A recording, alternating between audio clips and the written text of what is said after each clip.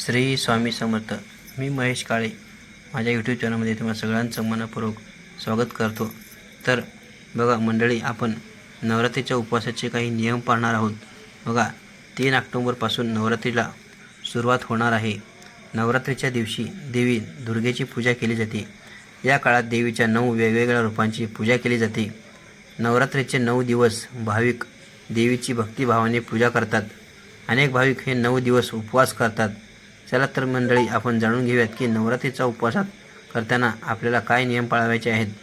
बघा, नवरात्रीचे व्रत पाळण्यामागचा भाविकांचा मुख्य उद्देश आदिशक्तीचा आशीर्वाद मिळावा हा असतो. यासाठी सकाळी स्नान करून प्रार्थना करून दिवसाची सुरुवात करावी. तुम्ही मंदिरांनाही भेट देऊ शकता आणि देवीचे दर्शन घेऊ शकता. बघा, आपल्या आजूबाजूला देवीचे मंदिर असते, आपण तिथे जाऊन दर्शन घेऊ शकतो. बघा, देशभरामध्ये नवरात्र ही वेगवेगळ्या प्रकारे साजरी केली जाते. नवरात्र हा देशातील सर्वात मोठा उत्सव आहे. नवरात्रीचा उपवास खूप लोकप्रिय आहे.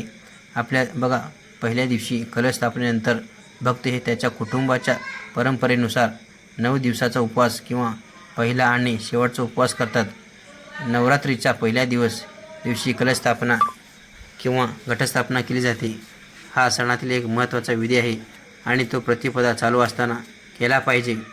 बघा, नवरात्री उपवास करणाऱ्याने पलंगाच्या ऐवजी जमिनीवर झोपावे. जर तुम्ही जमिनीवर झोपू शकत नसाल तर तुम्ही लाकडी फळीवर झोपू शकता. बघा, कोणाला त्रास असेल तर ते त्यांच्या सोयीनुसार ते झोपू शकतात. बघा, नवरात्रीत उपवास करणाऱ्याने झोपण्यासाठी खूप मऊ गादी हे वापरणे टाळणे. बघा, शक्य झाल्यास 9 दिवस गादीशिवाय झोपण्याचा प्रयत्न करा. बघा, काही लोकांना सवय असते की गादीवर झोपायचं, परंतु आपल्याला नवरात्रीमध्ये गादीवर झोपायचं नाही आहे. नवरात्रीत उपवास करणाऱ्या व्यक्तीने ब्रह्मचर्य पाळायचं आहे. बघा, यासोबतच वागण्यात क्षमाशीलता, औदार्य आणि उत्साह असायला हवा.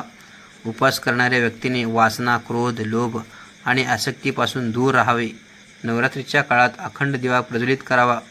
माँ दुर्गा आणि तिच्या वेगवेगळ्या अवताराची सकाळ आणि संध्याकाळची आरती करावी. बघा, नवरात्रीच्या उपवासाच्या दरम्यान दुर्गा सप्तशतीचे 14 पाठ पारायण जे आहे ते आपल्याला आवश्यक करायचे आहे आणि मातेची आरती पूजा सकाळी आणि संध्याकाळी करायची आहे. नवरात्र हा एक शुभ मुहूर्त आहे आणि यावेळी नखे कापणे आणि मुंडन करण्यास देखील मनाई आहे. बघा, नवरात्रीमध्ये मद्य आणि मांसाहार पदार्थाचे सेवन करू नये, कारण ते तामसिक पदार्थाच्या श्रेणीमध्ये येतात. त्यामुळे आपल्याला मांसाहार हे पदार्थ टाळायचा आहे. नवरात्रीच्या काळात फक्त सभोवतालची शुद्धता महत्त्वाची नसते, तर विचारांचीही शुद्धता तितकीच महत्त्वाची असते. बघा, इतराबद्दल नकारात्मक गोष्ट बोलणे आणि विचार करणे आणि वेगवेगळ्या गप्पा गोष्टी ज्या आहेत त्या आपल्याला टाळल्या पाहिजे. दुसऱ्यांचा आपल्याला विचार करायचा नाही आहे. बघा, आपण आपली पूजा व्यवस्थित करायची आहे. बघा, नवरात्रीच्या उपवासादरम्यान मासिक पाळी आली तर काही गोष्टी लक्षात ठेवायच्या आहेत. बघा, तुम्ही उपवास पूर्ण करू शकता. जर स्त्रीला पहिल्या ते 4थ्या दिवसापर्यंत मासिक पाळी आली असेल तर कलशपती किंवा भट ब्राह्मणाद्वारे स्थापित केला जाऊ शकतो. पतीने देखील स्थापन केला तरी पण चालतो. जर नवरात्रीच्या मध्यभागी एखाद्या महिलेची मासिक पाळी सुरू झाली तर अशा स्थितीत 4 दिवस पूजा करू नका. 5व्या दिवसापासून महिला पूजेत सहभागी होऊ शकतात.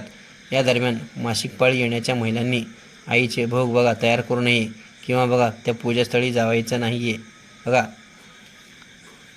ह्या नवरात्रीमध्ये महिलांनी पूजेच्या कोणत्याही साहित्याला स्पर्श करू नये.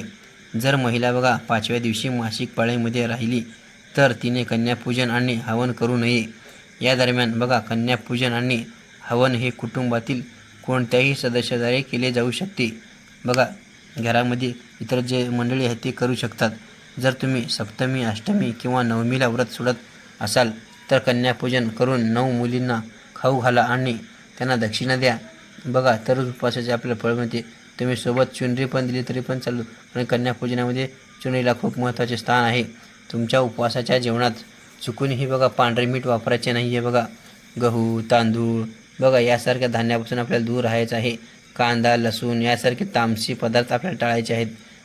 शेंगा, डाळी, तांदूळ, मैदा जे आहेत ह्या रवा यांचे सेवन आपल्याला करायचं नाही आहे. नवरात्रीचा उपवास हा सात्विक आहार राखून संतुलित केला पाहिजे. या आहारामध्ये मांसाहार, जास्त तळलेले आणि प्रक्रिया केलेले पदार्थ टाळायचे आहेत आणि ताजी फळे आणि हंगामी ज्या भाज्या आहेत त्यांचा आपल्या खाण्यामध्ये समावेश करायचा आहे. सात्विक आहारामुळे तुम्हाला बघा शांतता लाभेल आणि तणावाची बघा पातळी देखील कमी होईल. बघा नवरात्रीच्या उपवासात बहुतेक लोक हे भाज्यांचे सेवन करतात. जसे की बघा आपल्याकडे बटाटे तर आपल्या उपलब्ध असतात. आता उपवास असल्यामुळे मार्केटमध्ये आपल्याला रताळे भेटतात, अरवी भेटते, भेंडी तर आपल्याला कायमचे भेटत असते, सुरण, लिंबू तर कधी पण मार्केटमध्ये अवेलेबल असतो. बघा कच्चा किंवा बघा कच्चा जे काही पदार्थ ते खाऊ शकता. नवरात्रीच्या बाबतीत बघा आपण शेवटचा उपवास बघा नवमीला असतो. संध्याकाळी बघा आरती करून नंतर घट हलवायचे आहेत.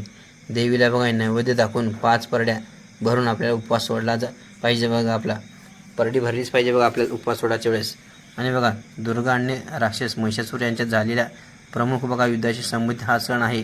वाईटावर आपल्याला चांगल्याचा विजय झाला आहे म्हणून आपण दसरा साजरा केला जातो. बघा 9 दिवस देवी दुर्गा आणि तिच्या 9 अवतारांना नवदुर्गांना आपण समर्पित आहेत.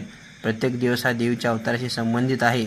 बघा दुर्गा पूजा आपण केलेली आहे. बघा आपल्याला जर बघा ही माझी माहिती पूर्ण आवडली असेल तर बघा कमेंट बॉक्समध्ये तुम्ही मला कळवू शकता की माझी माहिती कशी वाटली.